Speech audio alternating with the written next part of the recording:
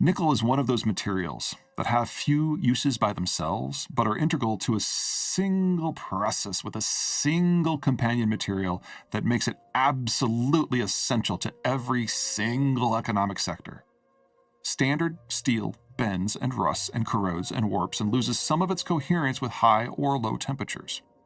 But add about 3.5% nickel and a splash of chromium to the steel mix, and you get an alloy that is both stronger and largely eliminates those concerns. We colloquially know this product as stainless, the backbone of nearly all steel used in every single application. The forging of such stainless accounts for more than 2/3 of total global nickel demand. Other nickel metal alloys account for another 1/5. 1/10 goes into electroplating, with the balance going into batteries. As one might expect, China is the world's largest importer, refiner, and user of nickel ore. But the ubiquitous nature of steel in pretty much everything, everywhere, means that even China's large-scale, breakneck industrialization and urbanization cannot dominate the entire market.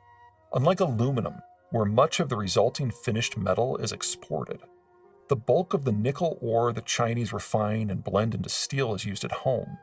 So whereas China's impact on the aluminum market is an all-caps issue that has destroyed the capacity of competitors the globe over, China's nickel-related steel habits are merely highly distortionary. Nickel is one of those rare materials where the implosion of global trade will not automatically result in the implosion of the market. 4 of the top 5 producers, Indonesia, the Philippines, Canada, and Australia, are ones that have alternative markets for their nickel sales in their own neighborhoods.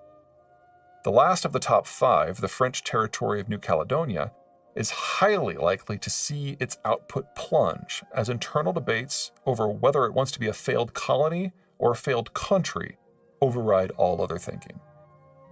The number 6 slot goes to Russia, which produces nearly all its nickel from a single complex near that god-awful city of Norilsk.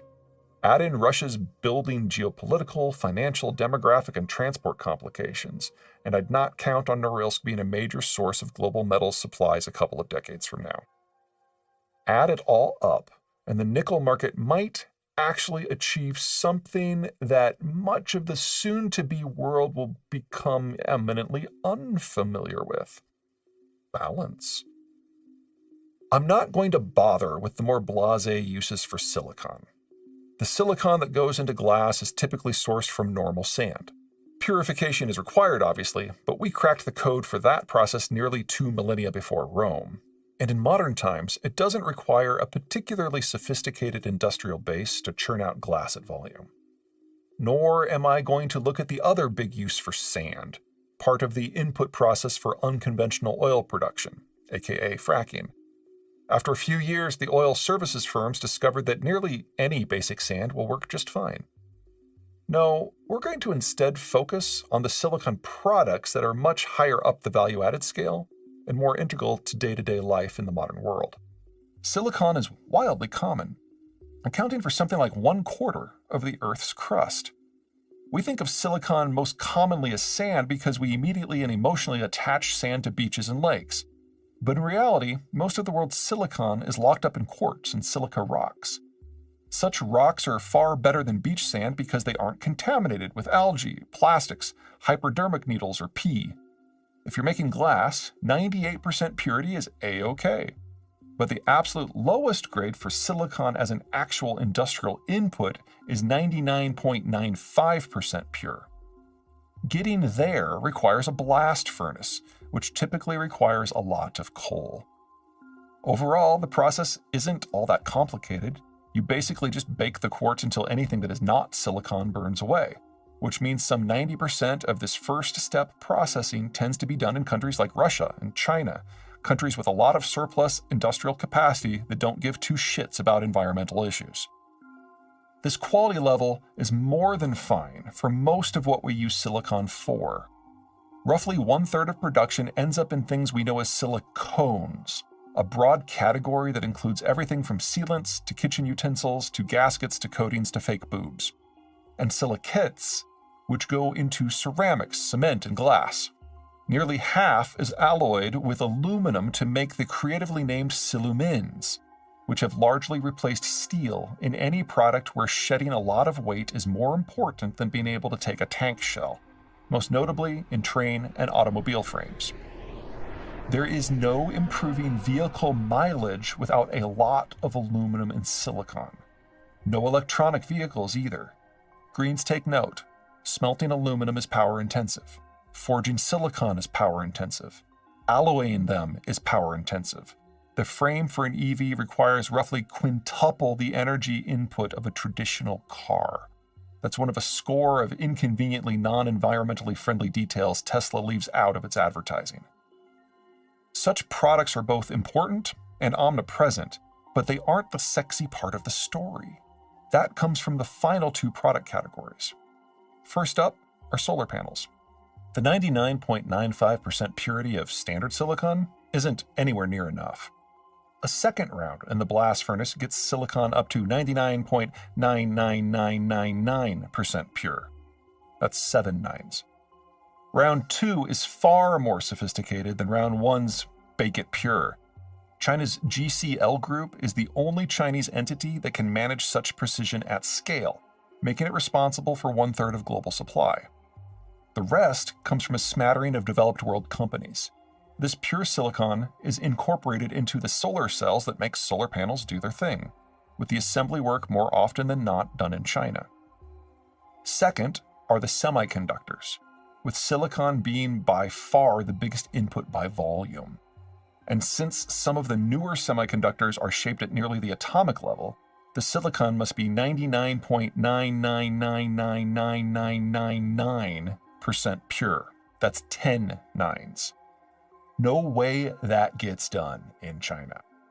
Once some first world company makes this ultra rarefied electronic grade silicon, it is sent on to somewhere in the East Asian rim to be melted into a cleanroom vat and grown into the crystals that form the foundation of all semiconductor manufacture.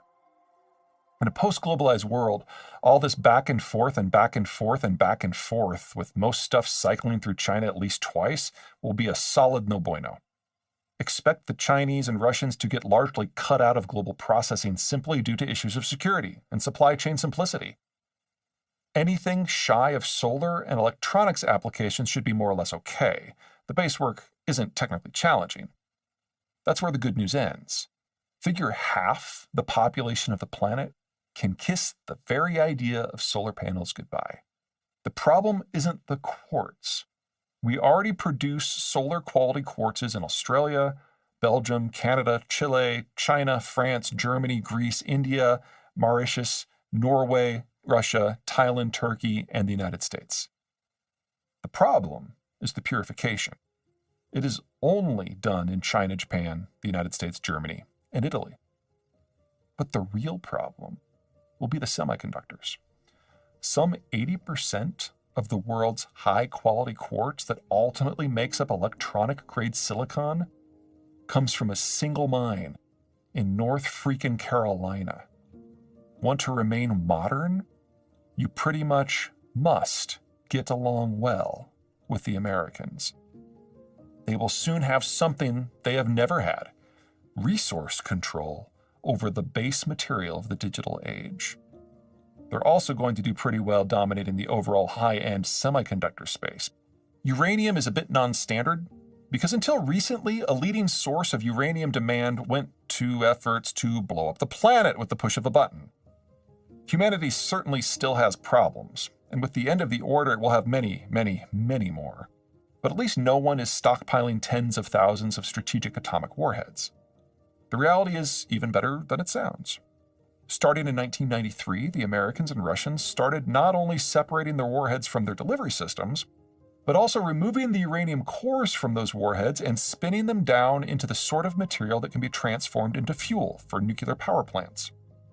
By the time this megatons to megawatts program was completed in 2013, the two countries had transformed some 20,000 warheads, leaving each side with only about 6,000 apiece.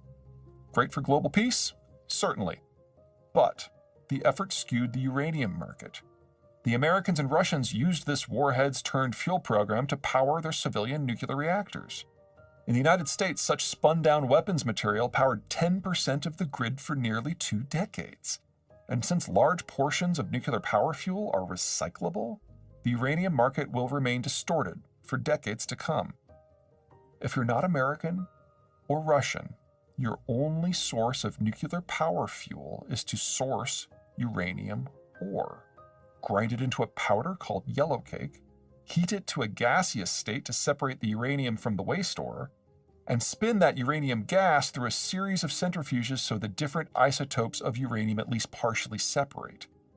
Split them up partially, and you get a civilian-grade mix of uranium that is roughly 3 to 5% fissile material, which can be processed into power reactor fuel rods.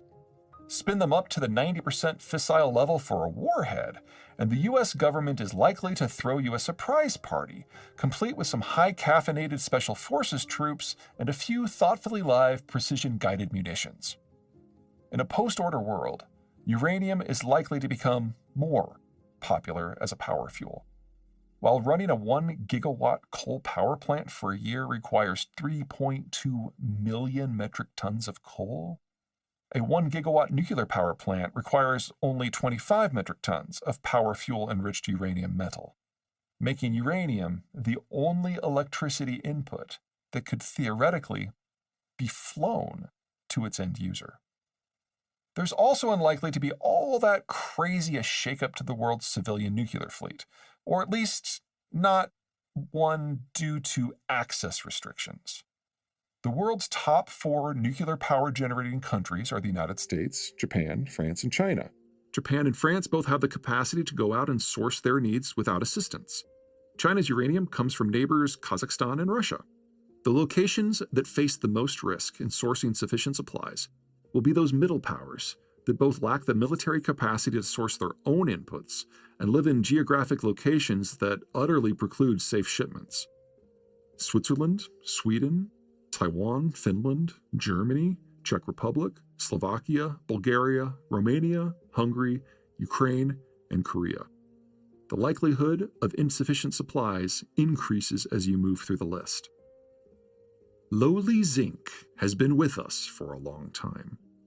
Zinc ore is often found commingled with copper, and smelting them together generates brass. We've been making that stuff on purpose for at least 4,000 years, although it wasn't until the most recent millennium that we truly understood the physical chemistry of it all. Copper and zinc ions can replace one another in the crystal lattice of metal alloys. What's unique about zinc isn't that it will not corrode, it corrodes very easily, but instead how it corrodes. The outer layer of a zinc object oxidizes quickly, forming a patina that prevents oxygen from penetrating any deeper. Voila! Corrosion generates protection. In some applications, the zinc only needs to be present rather than actually bonded to the entirety of the metal object. Bolt or wire a disk of zinc onto a ship's rudder or buried propane tank, for example, and the zinc will corrode away to nothing while protecting the tank or rudder. Fast forward to the electrical and chemical understandings of the industrial age, and we've upgraded our use of zinc into a wide range of products. The same electrical characteristics that protect the aforementioned propane tank make zinc a preferred component in alkaline batteries. We still use a lot of zinc-heavy brass, as it is easier to work and stronger than copper, while maintaining zinc's magical corrosion management characteristics.